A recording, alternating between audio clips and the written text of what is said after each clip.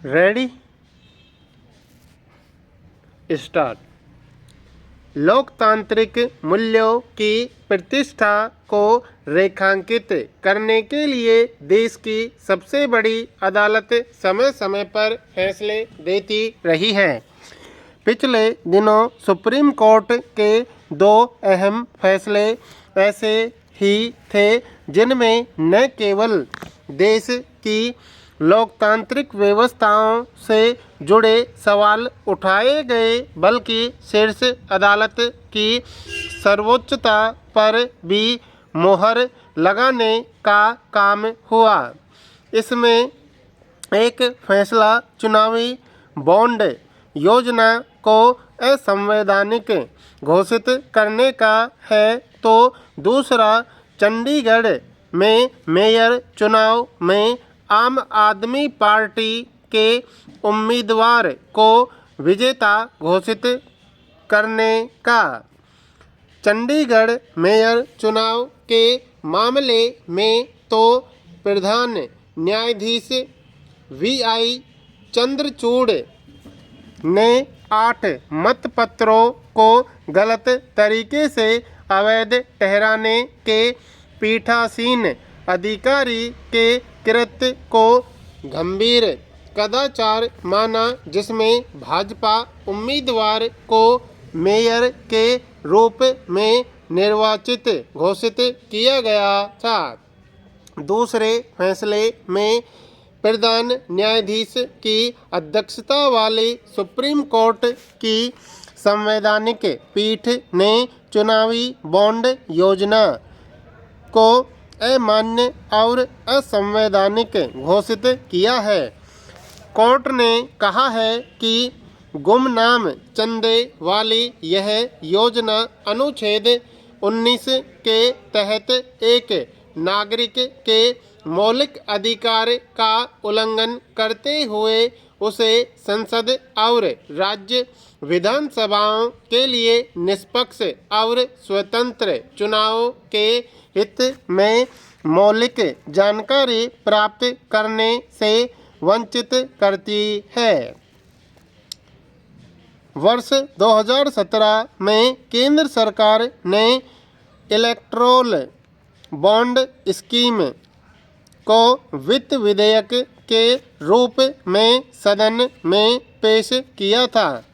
चुनावी बॉन्ड योजना शुरू करने के लिए अधिनियमों में संशोधन किया गया था।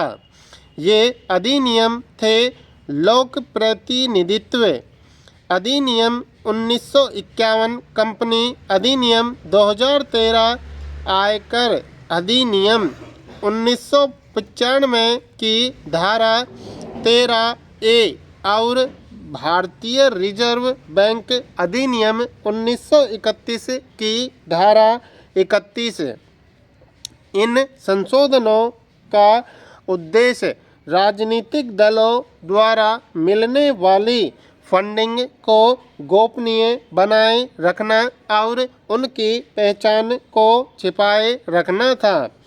दान देने वाला इस आश्वासन पर बिना किसी सीमा के चुनावी बॉन्ड खरीद सकता था कि उसकी पहचान गुप्त रखी जाएगी। साथ ही उन राजनीतिक दलों की पहचान भी गोपनीय बनी रहेगी जिन्हें ऐसा दान या योगदान दिया गया है। इन संशोधनों के जरिए न तो दानकर्ता और न ही दान लेने वाले राजनीतिक दलों को कोई खाता या रिकॉर्ड रखने की जरूरत थी कि उन्हें चंद के रूप में किससे और कितनी रकम मिली है।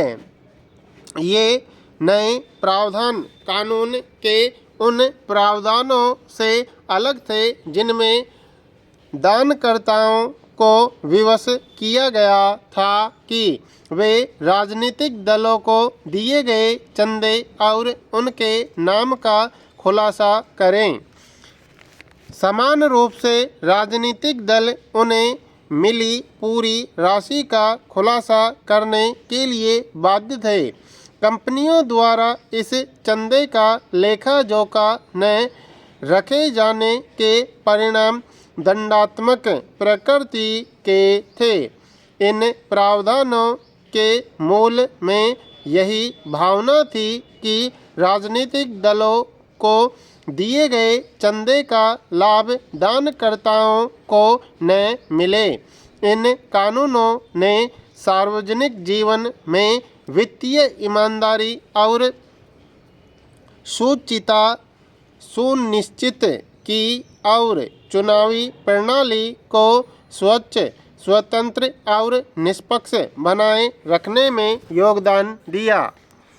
चुनावी बॉन्ड योजना शुरू होने के तुरंत बाद एक जनहित याचिका में कहा गया था कि एबीएस की गोपनीयता संविधान के अनुच्छेद 19 के तहत एक नागरिक के मौलिक अधिकार का उल्लंघन है।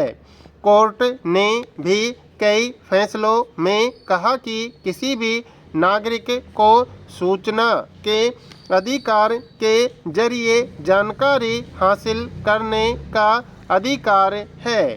इससे पहले भी अदालतें सूचना के अधिकार की महत्ता बता चुकी है। इसीलिए चुनौती के इन मूलभूत आधारों को सुप्रीम कोर्ट का समर्थन मिला और अंततः ईबीएस को असंवैधानिक घोषित कर दिया गया। कोर्ट ने माना है कि राजनीतिक दलों को चंदे की गोपनीयता सत्ताधारी दल से बदले में राजनीतिक लाभ हासिल करने का एक स्पष्ट साधन है। सरकार के इस तर्क को शीर्ष अदालत ने नहीं माना कि दानदाता किसी राजनीतिक दल से अपनी संबद्धता और अपने योगदान का खुलासा करने के लिए बाध्य नहीं है, क्योंकि यह दानदाता की निजता के अधिकार का अतिक्रमण होगा।